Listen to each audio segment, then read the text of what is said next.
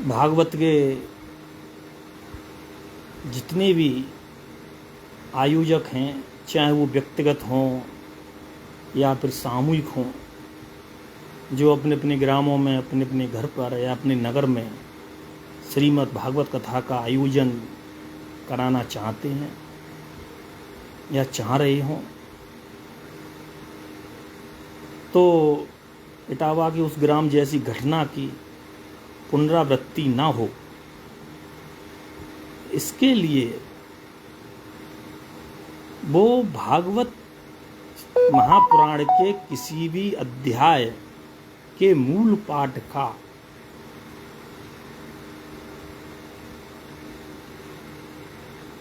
पाठ उस भागवताचार्य से अवश्य शब्दों में,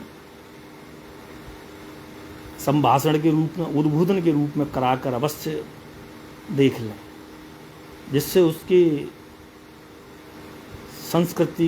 संस्कृत की योग्यता का मालूम पड़ जाएगा, शुद्धि अशुद्धि आदि का मालूम पड़ जाएगा। अरे अर्थ भले ही ना पूछें, क्योंकि वो महाग्रंथ है, लेकिन ये जरूर देख लें कि वो श्लोकों का उच्चारण कर सकता है कि नहीं, श्लोकों को पढ़ सकता है कि नहीं। मैं ये नहीं कहता इसके लिए आप केवल ब्राह्मणों के लिए ही, ये आपकी इच्छा है, आप किसी भी समाज से संबंधित व्यक्ति को श्रीमद् भागवत महापुराण की कथा का वाचन करने के लिए अपने यहाँ बुला सकते हैं। मैं पहले भी कह चुका हूँ कि ज्ञान की और भक्ति की कोई जाति नहीं होती, तो इतना जरूर परख लें जिससे ऐसी दुर्घटनाएं ना हो तथा समाज में ये जो विषैला जहर कल परसों की घटना से फैला है वो फिर ना फैले। बहुत छोटी सी बात मैं यही कहूँगा। दूसरी बात ये है कि भागवत वाचकों की कुछ मजबूरियां भी होती हैं। उन्हें देखना पड़ता है कि सामने बैठा श्रोता वर्ग कैसा है। अब कभी कभी कहीं ऐसा होता है कि श्रोता वर्ग ग्रामीण अंचल से हैं,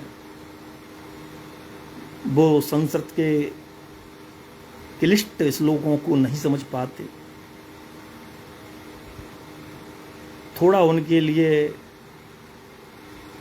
संकीर्तन, संगीत आदि चाहिए। कुछ भजन ऐसे भी हैं, ब्रह्मानंद जी हैं, बिंदु जी हैं, जिनके भजन बहुत गहरे हैं। वो भजन शहरी अंचल के लोग तो समझ लेते हैं, उनमें भाव है, लेकिन अपने ग्रामीण अंचल की भोली वाली महिलाएं हैं जो उनके भाव तक नहीं समझ पाती। वो फिल्मी धुनों पर आधारित भजन वगैरह अच्छी तरह समझ लेती हैं, तो वो तर्ज फिल्मी हो कोई बुराई नहीं है। अरे जो भजन हीरो हीरोइन के लिए गा रहा है फिल्मों में, वही अपने ग्रामीण अंचल के भागवताचार्यों के मुख से वही भजन कृष्ण जी राधा के लिए या फिर राधा कृष्ण जी के लिए गा रही हैं। मगर फिल्मी गानों की तर्ज पर वही भजन बनाए जाएं जिन फिल्मी गानों की धुन अश्लील ना हो, इस बात का ख्याल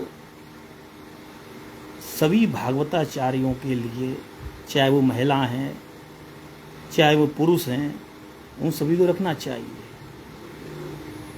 कई ग्रामीण अंचलों में भागवत हमने देखी भी है, सुनी भी है, और YouTube वगैरह पे हम देखते वगैरह रहते हैं। कभी कभी ऐसी फिल्मी धुनों पर, हालांकि उसमें कृष्ण और राधा का नाम है, मगर लेकिन धुन ऐसी है कि उसमें जैसे कि वो खलनायक फिल्म की धुन, cook cook cook cook cook cook cook cook cook cook cook.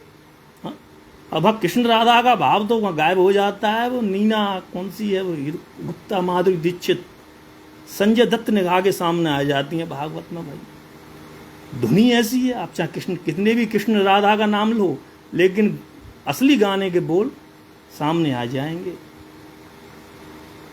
तो फिर इन बातों का ध्यान रखें। गाने भी बहुत अच्छे अच्छे हैं फिल्मों में, बड़ा अच्छे गाने हैं, नायक नायिका के प्रति एक प्रेम प्रदर्शित करते हुए। उनके बोल भी अच्छे हैं, उनकी धुनें भी अच्छी हैं। तो उम्मीद है सभी भागवताचार्य इस बात का ध्यान रखेंगे, और जो भागवत कथा के आयोजक हैं वो भी इस बात का ध्यान रखेंगे। भाई परीक्षित बन रहे हो आप, तो फिर आपका परम कर्तव्य है कि कथा सुनाने वाले की परीक्षा ले सकते हो आप, आपका अधिकार भी है। वैसे आप देख लो। और फिर हम तो ये कहते हैं भाई, जैसे आपके बड़े बुजुर्ग जिनकी आत्मा की, जो इस मृत्यु लोक से चले गए हैं, उनकी आत्मा की शांति के लिए आप भागवत कथा का आयोजन करते हैं, और फिर उन्हें जो पसंद वो ठीक, हमें क्या। जय जय राम, जय श्री कृष्ण।